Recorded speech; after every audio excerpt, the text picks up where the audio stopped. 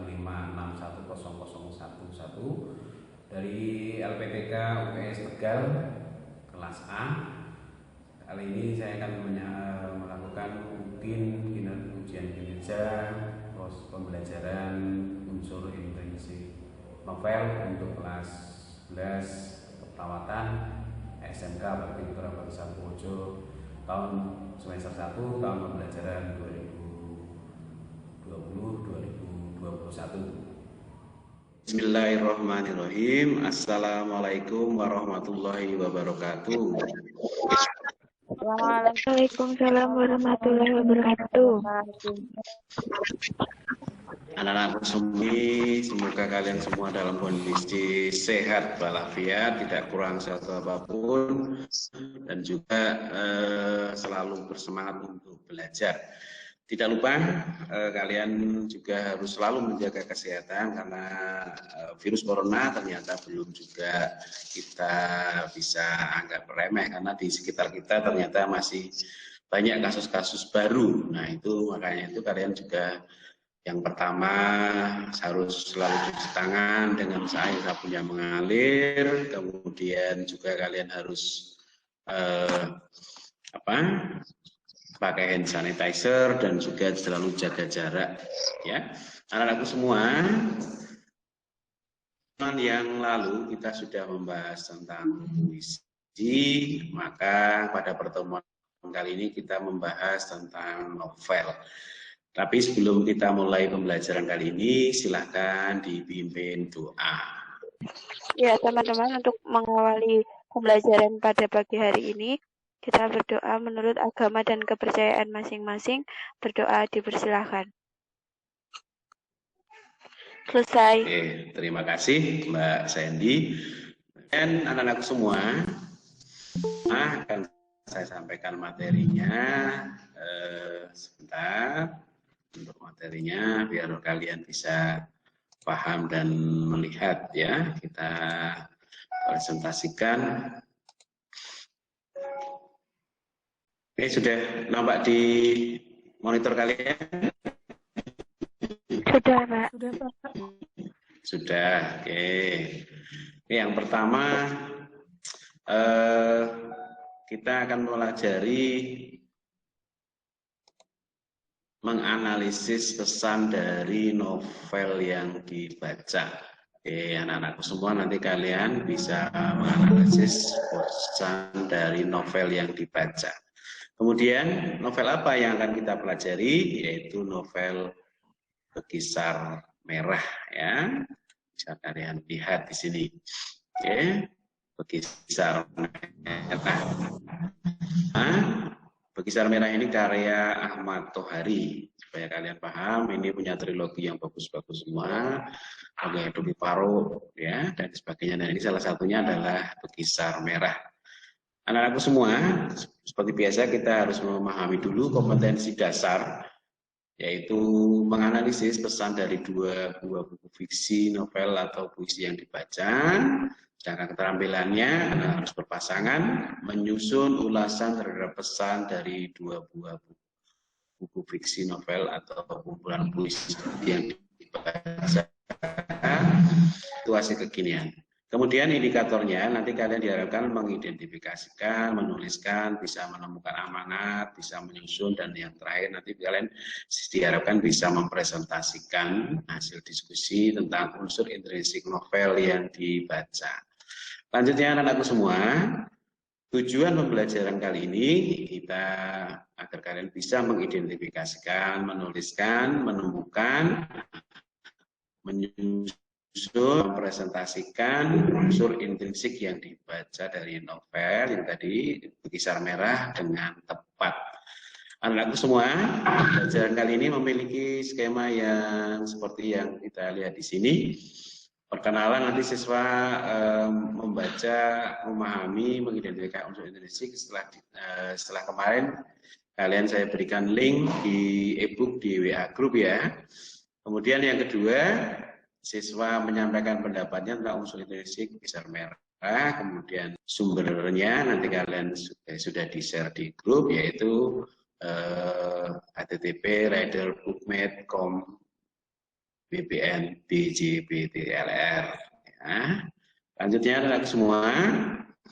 Sekarang kalian bisa nanti isi presensinya di HTTP form di Google Form ya, nanti diisi presensinya untuk sebagai bukti kehadiran kalian pada pembelajaran kali ini. Nah, ini kemarin kalian sudah saya berikan linknya, kemudian sudah membaca saya rasa. Kemudian kita masukkan motivasi untuk membuat kita lebih bersemangat lagi.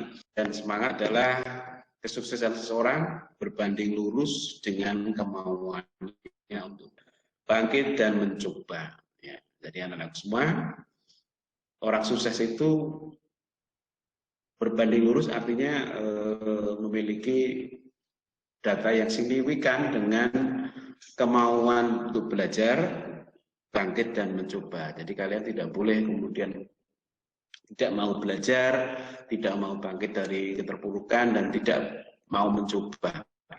Anak-anak semua, unsur intrinsik novel. Kita sudah masuk ke materinya, karena kita menggunakan diskusi. Kalian nanti silakan untuk bareng-bareng bersama-sama untuk intrinsik. Kenapa kita tidak ekstrinsik? Karena pembelajaran ini kita khususkan ke unsur intrinsik novel. Yang pertama, sinopsis.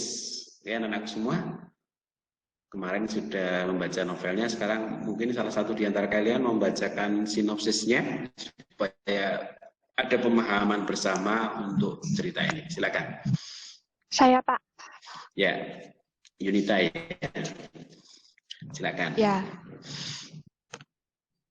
Sinopsis novel Berkisar Merah. Di Desa Karangsuka, Sa bekerja sebagai penyadap nira kelapa. Ia memiliki seorang istri yang sangat cantik bernama Lasia, anak Mbok Wisyaji. Pak Wisyaji sendiri adalah paman Darsa. Setiap hari, Lasi membantu suaminya mencari kayu bakar dan mengolah nira menjadi gula. Kehidupan penduduk Karangsuka yang sangat mayoritas penyadap nira sangatlah miskin. Sebab harga 1 kilo gula selalu lebih rendah dari sekilo beras. Kebanyakan penyadap nira itu menjual gula mereka ke Pak Tir, seorang tengkulak gula yang kaya di Desa Karangsuka. Suatu hari, Darsa terjatuh dari pohon kelapa. Mas sakit, tetapi karena bedah syaraf dan tak mampu membiayai, Darsa dirawat di rumah. Ia terkena gangguan pada syaraf kandung kemih sehingga Darsa ngompol terus dan impoten. Darsa dirawat oleh Bunek, seorang dukun bayi sekaligus tukang pijat. Beberapa bulan dirawat oleh Bunek, Darsa mengalami kemajuan, bahkan bisa sembuh. Akan tetapi Darsa dijebak oleh Bunek dengan menyuruhnya membuktikan kejantanannya kepada anak bungsu Bunek. Nah, Bunek tak ingin anak bungsunya itu menjadi perawan tua. Sedangkan Darsa sendiri merasa ripuh, menolak permintaan Bunek yang telah menyembuhkannya. Peristiwa ini adalah awal kehancuran rumah tangga Darsa. Lasi minggat ke Jakarta dengan memaksa Pardi, supir truk, Pak Tir yang biasa mengantar gula ke Jakarta. Di Jakarta, Lasi dititipkan di warung Bukoneng. Ternyata Bukoneng menjual Lasi kepada Bulanti secara halus. Di rumah Bulanti, Lasi dimanjakan. Bulanti bermaksud menjual Lasi kepada Handardini, Perset purnawirawan yang sedang mencari atau berkisar untuk dijadikan bandit. Istilah berkisar dinisbatkan pada Lasi, ternyata seorang turunan Jepang. Memang ayah Lasi adalah seorang tentara Jepang yang tertarik dengan Mbok Wiryaji muda. Tetapi di Jepang itu pergi semasa Lasi belum lahir dan dikabarkan tewas. Waktu kecil, Lasi memang diolok-olok oleh temannya dengan sebutan Jepang atau Lasi anak Jepang, kecuali Kanjat, anak Pak Tir. Walaupun umur Kanjat lebih muda dari Lasi, tetapi ia ingin selalu melindungi Lasi. Lihatkan foto Lasi yang berpakaian kimono, gambar Beni sangat menarik. Artinya, mirip artis Jepang, Haruko Wanibuchi, yang sangat digandrunginya. Lagi tak bisa menolak tawaran Bulanting untuk menjadikan dirinya sebagai gundik Handarbeni, karena ia merasa kepangan budi. Paksa dan seperti main-main kawin-kawinan seperti ketika ia masih kecil dulu, Iskandar setelah sekian lama mereka berpisah dan bertemu dengannya ketika ia ingin menjemput Lasi pulang ke kampungnya. Saat itu ia sedang menunggu tamu Bulanting, yaitu Pak Handarbeni. Ia akhirnya menikah dengan Pak Handarbeni selama 2 tahun, dan setelah itu seorang teman Bulanting yang suka kepadanya, yaitu Pak Bambung, tetapi ia menolak dan pulang ke kampungnya. Di Karangsoga, ia menikah dengan Fajar, disaksikan kerabat dekat dan orang tuanya. Yang Mus. Sekian. Oke, terima kasih Yunita. Bagus sekali sinopsisnya. Jadi kita pun ada di Bekisar Merah. Oke. Tadi ada tokoh Lasi, kemudian ada tokoh Darsau, ada tokoh Hamba Handarbeni, Kanja, dan sebagainya. Oke, anak-anak semua, kita akan bahas bersama-sama unsur-unsur intrinsik itu yang mungkin akan kita bahas satu persatu, di mana kalian unsur intrinsik hampir sama dengan yang ada di puisi. Yang pertama adalah tema, ya. Mungkin ada yang punya pendapat tema itu seperti apa? Silakan. Saya, Pak. Oke.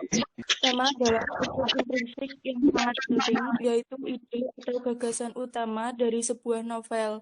Sekian, Pak. Oke, terima kasih. Ya, bagus ya. Mbak Hanifah ya. Ya, Mbak Pak. Hanifah. Tema adalah tadi gagasan utama. Oke, bagus. Jadi intinya bahwa tema itu sesuatu yang menjadi sentral dari semua isi dari ya. Kemudian mungkin bisa ditunjukkan anak semua dari apa? Tema dari novel Bekisar Merah.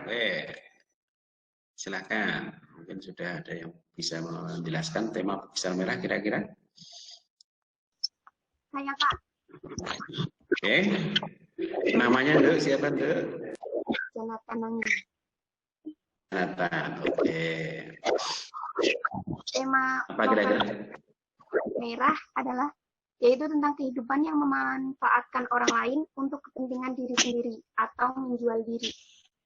Sekian. Kehidupan yang memanfaatkan orang lain untuk kepentingan diri sendiri. Oke, bagus ya, Jonathan. Itulah tema dari unsur intrinsik yang pertama, tema dari novel Bekisar Merah. Kemudian yang kedua, unsur intrinsik yang kedua, kita akan mempelajari yaitu alur atau plot. Alur atau plot itu dibagi menjadi beberapa macam. Yang punya pendapat atau mungkin sudah didiskusikan di kelompoknya. Alurnya ada berapa? Silakan. Yang pertama tahap pengenalan, yang kedua tahap pengawasan, yang ketiga tahap klimaks, yang keempat tahap peleraian, yang kelima tahap penyelesaian. Ya, tahap pengenalan, tahap apa tadi? Terima kasih Mbak Nabila ya. Tahap pengenalan, tahap penggawatan, kemudian ada tahap yang ketiga ya, yang ketiga tahap klimaks. Kemudian yang keempat tahap peleraian ya. Peleraian, yang terakhir tahap penyelesaian ya. Tahap penyelesaian. Terima kasih Mbak Nabila. Nah, sekarang kita perlu ketahui tahap pengenalan yang nomor 1 ini. Kalau di Bekisar Merah bisa ditunjukkan untuk di Bekisar Merah tahap pengenalan ada di sebelah mana? Silakan. Tahap pengenalan Bekisar Merah. Awal mula diceritakan tentang kehidupan penderas kepala di Karangsoga. Pengarang menceritakan secara detail bentangan alam Karangsoga, masyarakatnya dari rakyat miskin sampai tokoh Pak Tri yang menguasai penjualan kelapa di desa Karangsoga. Salah satu penderas kelapa yang memiliki keberuntungan hidup adalah Darsa yang mendapat istri cantik yang memiliki fisik berbeda dengan wanita di desa itu. Oke, Mbak Taskia ya. Ya, ini kita tuliskan di sini. Menurut Mbak Taskia, tahap pengenalan awal itu ada di Kampung Karangsaga ya, Karangsoga ya. Kemudian di situ juga ada Darsa dan Nasi ya. Oke. Di awal di novel ini di tahap pengenalan. Jadi tahap pengenalan itu anak-anak semua pengarang itu menyampaikan sesuatu yang istilah apa? Sebagai lo nanti akan dimui oleh penulis oleh pembaca tentang cerita yang disampaikan. Jadi tahap awal di Ahmad Tohari menceritakan tentang Bekisar Merah dimulai dari Kampung Karangsoga, kemudian ada Darsa yang memberi istri Lastri, seorang yang cantik jelita. Oke, bagus, terima kasih Mbak Taskia. Kemudian yang berikutnya, ya, sesuai dengan tahapan alur tadi, kemudian tahap konflik yang pertama. Silakan. Ada yang punya pendapat? Saya, Pak. Oke, siapa Nduk? Namanya Nduk? Septiani. Ya, Septiani, silakan. Permulaan konflik adalah peristiwa mulai adanya problem-problem yang ditampilkan pengarah untuk kemudian ditingkatkan mengarah pada peningkatan konflik. Konflik ini bermula ketika Darsa kecelakaan jatuh dari pohon kelapa yang disadapnya. Alami kondisi yang parah karena jatuh dari pohon kelapa sehingga dia harus dirawat di rumah sakit yang lebih lengkap peralatannya. Lemah pucuk serta keadaan Darsa yang selalu ngompol itu membuatnya harus lebih ekstra dalam penanganan. Darsa pun mengalami psikologi yang semakin parah karena tekanan batin atas keadaan yang menimpanya, sehingga Lasih selalu menjadi pelampiasan kekesalan dan amarahnya. Ya, bagus Septiani, Mbak Septiani ya. Terima kasih.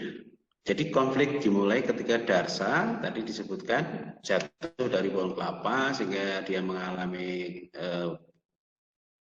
saraf yang terganggu, sering ngompol terus sehingga Lasih sering dimarahi ya, sasaran kemarahan, sering menjadi sasaran kemarahan. Oke, bagus sekali. Jadi inilah konflik dimulai. Berikutnya anak-anak semua, kita sekarang di Bekisar Merah tentu saja ada klimaksnya. Ya, klimaksnya ada di mana anak-anak semua? Ya, ada yang sudah menemukan? Ya, silakan. Namanya Nduk, siapa Nduk? Taskia, Pak. Taskia ya. Oke, silakan. Puncak problematika pada novel Bekisar Merah ini ketika Lasih menerima tawaran dari Bu Lanting untuk menikah dengan seorang overster bernama Pak Handar Beni yang umurnya jauh lebih tua dan layak sebagai bapaknya. Konflik batin terjadi ketika Kanjat datang menemuinya ke kota.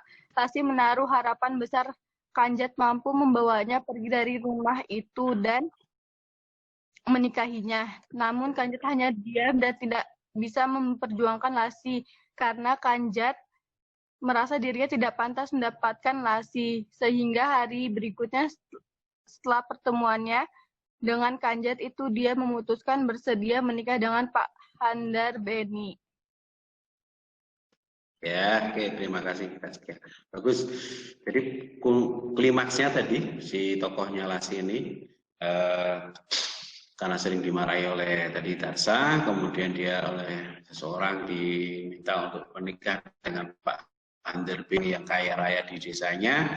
Dari situ Pak Handar Beni ternyata punya sedikit permasalahan, ya. Dia kemudian pengennya Lasih tadi disebutkan oleh Taskia bahwa dia pengennya dengan Kanjat, akan tapi Kanjat merasa tidak layak, ya, maka dia kemudian tidak bisa tidak mau menikahi Lasih. Dan akhirnya tadi disebutkan menikah, ya, menikah dengan Pak Handar. Klimaksnya, ya, klimaksnya. Pelarian dari Saya Pak, Yunita. Oke, siapa ini? Yunita atau siapa? Silakan. Terserah Pak tadi siapa dulu. Saya lah Pak, Yunita. Oke, Yunita, silakan. Pelariannya? Peleraian novel Berkisar Merah. Oke. Lasiah merasa penat sebagai seorang yang hanya tak upahnya berkisar merah simpanan Pak Handar Beni yang kaya raya itu. Dia merasa ternyata kekayaan tidaklah selalu memberikan segalanya, terutama kebahagiaannya. Lasih memutuskan untuk pulang sejenak ke desa Karangsoga. Dia merindukan kediaman dan suasana alam Karangsoga. Di desa itu, Lasih menemukan sejenak ketenangan. Lamunannya kembali pada masa kecil, masa dia menjadi istri Darsa. Di desa Karangsoga, Lasih membangunnya yang semakin rapuh itu. Di sana, ia juga menemui Eyang Mus. Dia berniat untuk membangun surau. Namun, Eyang Mus tidak mengizinkannya dengan berbagai pertimbangan dan nasihatnya. Eyang Mus juga memberi nasihat kepada Lasih. Jika ingin memberikan bantuan, yang paling berhak dibantu adalah si Kanjat. Sekian. Oke, terima kasih Yunita, ya. Nanti bagus sekali sudah menemukan pelariannya, ya. Tadi puncak, kemudian mulai menurun, nantinya sudah mulai ada penyelesaiannya. Ketika Lasih merasa tidak bahagia menjadi istri dari Pak Handar Beni, kemudian dia pulang, ya. Tadi disebutkan pulang ke Karangsoga, kemudian teringat Kanjat, teringat sebagainya. Oke, kalau itu bagian pelarian, kemudian yang terakhir bagian penyelesaian. Silakan, yang sudah menemukan. Ya, namanya Nduk? Nursa Fitri. Apa pendapatmu, Nduk? Tahap penyelesaian pertemuan Lasih dan Kanjat tidak hanya membicarakan tentang rencana Kanjat yang ingin membantu rakyat Karangsoga. Justru Lasih menggunakan kesempatan itu kepada Kanjat untuk meminta menikahi ketika nanti dia sudah menjadi janda. Namun Kanjat tidak menjawab apapun karena ia tahu posisi Lasih masih istri seorang yang memiliki kekuatan dan kekayaan. Mereka akhirnya memutuskan berpisah di persimpangan jalan. Perpisahan itu masih menyisakan banyak pertanyaan, apakah mereka akan bersatu atau tidak akan bersatu selamanya. Sekian. Oke, bagus sekali, ya. Jadi di tahap penyelesaian ada semacam dilematik, ya. Dilematik antara Lasih dan Kanjat, ya. Tadi sudah disebutkan, sudah bagus. Terima kasih Nursa Fitri. Nah, dari simpulan itu akhirnya kita bisa alurnya apa kira-kira? Alur kan ada 3 nanti semua. Alur maju, alur flashback, kemudian alur campuran. Nah, Berkisar Merah ini menggunakan alur maju. Oke, alur maju. Terima kasih alurnya, ya. Alur Berkisar Merah, ya. Alurnya alur maju. Nah, terima kasih anak-anakku semua. Sekarang kita bahas tentang tokoh dan penokohan, ya. Oke, karena kita ambil tokoh. Ada yang bisa menggambarkan tokoh Lasih? Silakan. Oke. Siapa namanya, Dek? Oase, ya. Silakan Oase. Tokoh Lasiah adalah tokoh utama sekaligus tokoh protagonis dalam novel Berkisar Merah. Tokoh ini adalah tokoh yang seringkali muncul dan dominasi cerita. Lasiah juga seorang yang cantik, istri dari Darsah, dan kemudian menikah dengan Handarbeni. Watak Lasih sabar mengurus suaminya. Ya, Pak. Oke, terima kasih ya. Mengurusi suaminya. Oke. Lasi tokoh utamanya ya, karena di sepanjang cerita itu Lasi muncul ya, dari pertama kali menjadi suami Darsah, kemudian menikah dengan Handarbeni, dan terakhir dengan Anjat itu ya. Oke, tokoh utamanya Lasi. Dia sebenarnya punya sifat sabar, tetapi karena Darsah banyak kekurangannya, akhirnya dia menikah dengan Handarbeni. Nah, sekarang yang berikutnya, karakter dari Darsah. Saya, Pak. Siapa, Nduk? Saya. Sebutkan nama, silakan. Nama saya Ria Agustina. Oke, silakan, Nduk. Tokoh Darsah adalah tokoh antagonis karena tokoh ini yang menyebabkan konflik dalam batin tokoh utama atau Lasi. Tokoh ini yang pada mulanya memunculkan konflik dalam cerita. Sisi positif watak tokoh Darsah memiliki semangat bekerja yang tinggi. Kutipan yang psikis dari Darsah yang memiliki semangat yang tinggi dalam bekerja sebagai berikut. Meski punya pengalaman pahit terbanding dari ketinggian puncak kelapa, semangat Darsah tetap tinggi, tak terlihat kesan khawatir akan jatuh buat kali kedua. Di Karangsoga belum pernah terdengar cerita orang menyadap jera karena jatuh. Oke, terima kasih Oase. Ria Agustina. Ya, Darsah ini dianggap antagonis karena tadi disebutkan oleh Ria Agustina, penyebab dari awal konflik ya, menyanyiakan Lasi yang tadi sudah setia, tapi karena dia jatuh dari pohon, kemudian dia mengalami mungkin karena minder dan sebagainya, sehingga ini dari awal itu konfliknya di situ. Oke, terima kasih Ria Agustina. Kemudian yang berikutnya, Pak Handarbeni. Ada sudah menemukan? Darsah atau Darso ya. Oke, silakan namanya, Duk. Iin Fethi. Iin Fethi ya. Tokoh Pak Handarbeni atau sering disebut Pak Han ini merupakan tokoh antagonis juga, karena tokoh ini menyebabkan konflik batin pada diri tokoh utama atau Lasi. Tokoh ini yang kemudian membuat tokoh utama mengalami konflik batin. Keegoisan sifat dari Pak Han ini yang mendominasi penyebab konflik batin antara Lasi dan Pak Handarbeni. Tokoh Pak Han dijelaskan dimensi fisik dan psikisnya. Ciri fisiknya adalah tubuhnya bundar, wajahnya gemuk, tengkuk, dagunya tebal, dan hidungnya gemuk. Ciri fisik Pak Han dilukiskan melalui deskripsi sebagai berikut. Hal pertama yang terkesan oleh Lasi adalah cincin emas besar dengan batu yang berwarna biru melingkar di jarinya. Jam tangannya pun kuning emas. Lalu tubuhnya yang bundar tanpa pinggang dan perutnya yang menjorok ke depan. Wajahnya yang gemuk hampir membentuk bulatan. Tengkuk dan dagunya tebal. Hidungnya gemuk dan berminyak. Lasi juga mencium wangian yang dikenakan tamu itu. Sekian, Pak.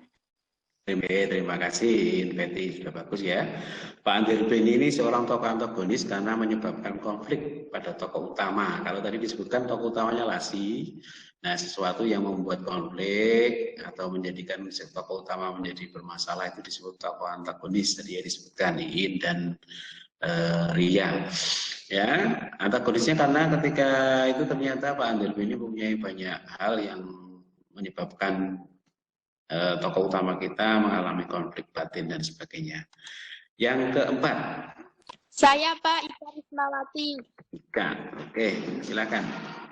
Tokoh Kanjat merupakan tokoh tritagonis. Kedudukan tokoh Kanjat ini sebagai penengah konflik.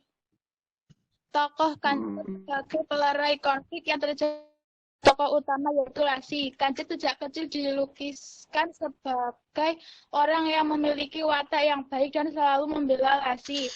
bahkan menjadi teman ketika Lasih diasingkan oleh anak-anak yang lain. Tokoh Kanjat saat dewasa dilukiskan sebagai tokoh yang tetap mencintai Lasih walaupun dia seorang janda. Kehadiran tokoh Kanjat sangat berperan penting ketika terjadi adanya konflik pada tokoh utama. Tokoh Kanjat dari kecil hingga dewasa dilukiskan memiliki watak yang baik, suka menolong, dan kepedulian tinggi terhadap sesama. Kutipan yang menunjukkan watak tokoh Kanjat sebagai berikut. Las, aku tidak ikut nakal, ujar Kanjat dengan tubuh lebih kecil karena usianya 2 tahun lebih muda. Sekian, Pak. Terima kasih, Kak, ya, sudah menyebutkan bahwa Kanjat ini tokoh tritagonis ya, pelerai konflik. Nah, anak-anakku semua, kita sudah pelajari. Nanti kalau di WA Group, nanti kalian bisa tuliskan ada Mbok Wiryaji, ada Eyang Mus, ada Pak Tir, ada Bu Koneng ya. Nanti karena waktu juga nanti bisa kalian sampaikan di WA Group. Analisis yang berikutnya adalah latar atau setting ya. Latar atau setting latarnya ada berapa anak semua? Kalau di Bukisar Merah, latar ada 2, latar tempat dan latar waktu. Oh, tempatnya di mana? Yang pertama? Di permukaan, dan kota. Oke, kota. Bagus. Kemudian di sini ada Pasar, warung. pasar, warung. Ya, banyak sekali ya. Pasar, warung. Apalagi Karangsoga ya. Oke, satu lagi apa tadi, Induk? Di pedesaan. Pedesaan. Ya, terima kasih. Sudut pandang itu kalau bahasa lainnya adalah nama. Oke, silakan. Nama saya Eka Ariana. Oke, sudut pandangnya apa, Nduk? Sudut pandang novel Bukisar Merah sebagai orang ketiga yang berada di luar cerita. Ya, orang ketiga. Ya, Alpita itu sebagai orang ketiga dia hanya menceritakan kisah, jadi tidak kisahnya sendiri tapi sebagai orang ketiga. Oke, yang terakhir anak semua kita bahas unsur intrinsiknya yaitu amanat. Amanatnya apa? Silakan. Kalau yang sudah menemukan. Saya, Pak. Namanya Nduk siapa? Nur Safitri. Ya, Nur Safitri ya. Silakan. Amanatnya. Kesetiaan pada istri walaupun untuk membalas budi seharusnya ia tidak berkhianat. Harus berjuang dan menjalani hidup dan jangan pernah menyerah. Ya, berjuang, menjalani hidup dan jangan pernah menyerah. Jangan pernah menyerah. Oke, ya bagus. Terima kasih Nur Safitri sudah menemukan minimal 2 tentang amanatnya. Anak-anakku semua, oke.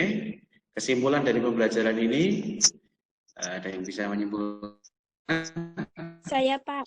Saya. Namanya siapa, Nduk? Lili Trapsilawati. Lili ya. Oke. Apa, Nduk? Kesimpulannya?